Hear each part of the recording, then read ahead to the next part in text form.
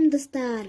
Эко-жоба аясындағы қоршаған ортаны сақтау мақсатына күнделікті пайдаланылатын пластикалық заттардан көптеген қажетімізге жарайтын жаңа дүниелер жасауға болады. Лақтыруға асықпа, қиялың мен фантазияңды қос. Мысалы, бас жуатын сусабынның бос ыдысын, тіс тазалағыш щетка салатын қалтағыштар жасауға болады.